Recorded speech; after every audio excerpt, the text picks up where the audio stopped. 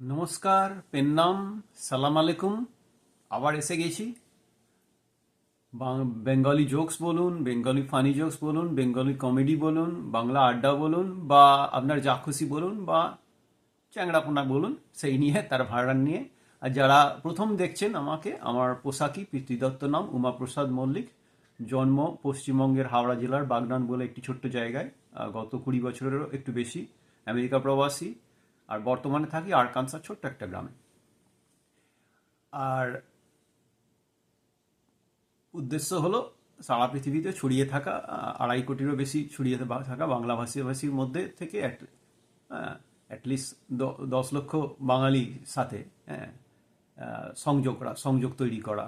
আহ, যখন যেটা মনে আসবে সেটা গান, গল্প, কবিতা এটসেট্রা এটসেট্রা করে। তো যাই হোক, আগের একটা ভজাদা, ভজাদা হচ্ছে আমার ফ্রেন্ড ফিলোসফার কাম গাইড। হ্যাঁ, যখনই কোনো সমস্যা হয় ভজাদার কাছে গিয়ে ভাইরাজ করি।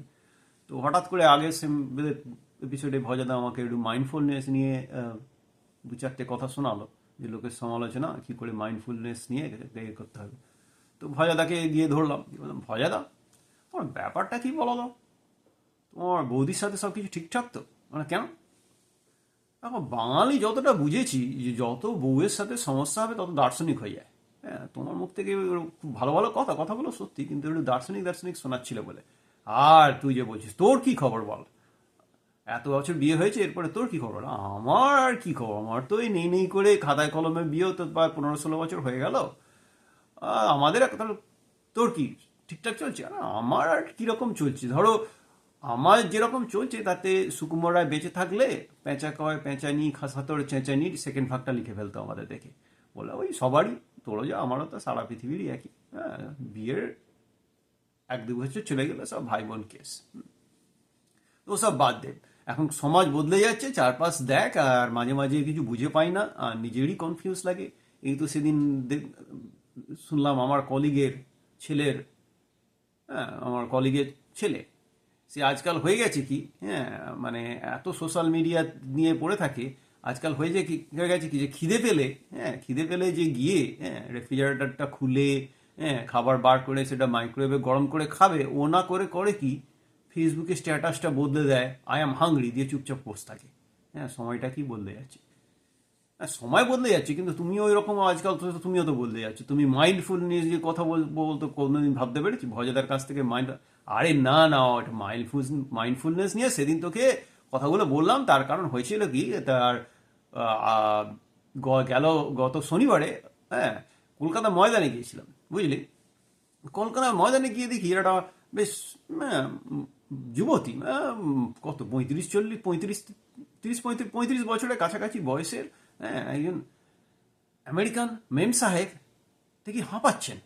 হ্যাঁ, আমার তো ভয় লাগলো, ম্যাডাম সব কিছু ঠিকঠাক আছে তো, আপনি হাঁপাচ্ছেন কেন? আমি ভাবলাম কোনো বিপদ হবে বলো, না না, আমি ওই স্ট্রেস, অ্যাংজাইটি, ডিপ্রেশন, টেনশন, এইগুলোকে কন্ট্রোলে রাখার জন্য ব্রিদিং এক্সারসাইজ করেছি, মাইন্ডফুলনেস, যাতে মাইন্ডফুলি ব্রিদিং এক্সারসাইজ করেছে, সর্বনাশ করেছেন। আপনি যেভাবে কুকুরের মতো হাঁপাচ্ছেন, তাতে তো আপনার টেনশন বলুন, স্ট্রেস বলুন, অ্যাংজাইটি বলুন, সবগুলো কমার বদলে বেড়ে যাবে।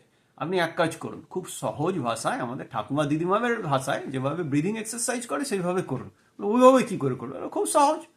ভেবে দেখুন, আপনার যেখানে দাঁড়িয়ে আছেন তার পাশে একটা কুকুর পায়খানা করে গেছে, আর একজন জুতো পরে তারপরে এই যা সদ্য পায়খানাতে দিয়েছে, পায়খানাটা প্রচণ্ড গন্ধ। এবার আপনি কি প্রচণ্ড একটা শক্ত করে নিঃশ্বাস নিয়ে ওই গন্ধটা নেবেন, না জাস্ট মিনিমাম নিঃশ্বাস নেবেন বেঁচে থাকার জন্য?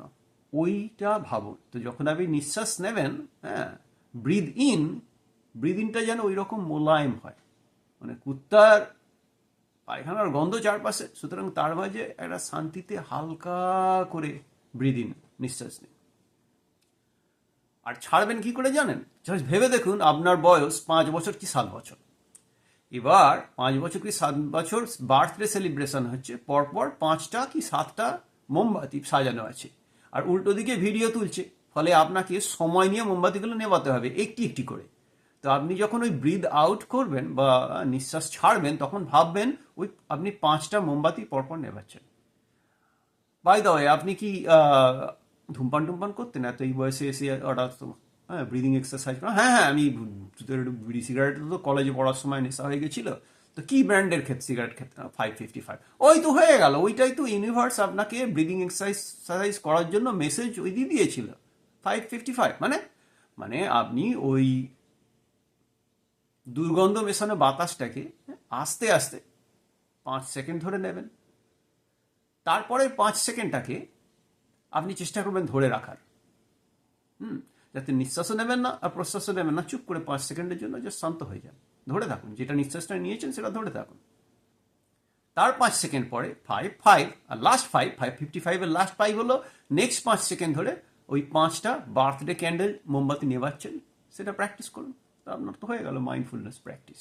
555 ভীষণ সিম্পল ফর্মুলা, 555।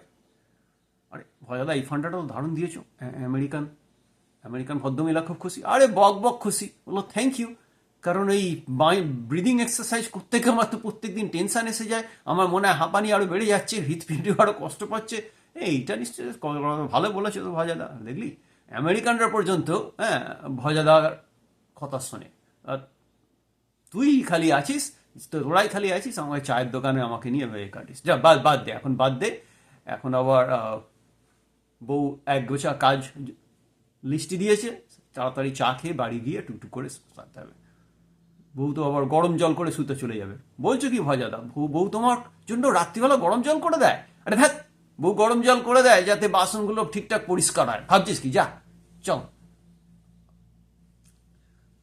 সবাই ভালো থাকবেন, আজকে এখানে ভজাদার মাইন্ডফুলনেস পর্ব সেকেন্ড পর্বটা শেষ করি, আহ, যাদের ভালো লাগবে তারা সাবস্ক্রাইব করবেন, একটু উৎসাহ দেবেন কমেন্ট করে, ভালো থাকবেন, আবার আসবো পরে আবার চ্যাংরামো করতে, নমস্কার।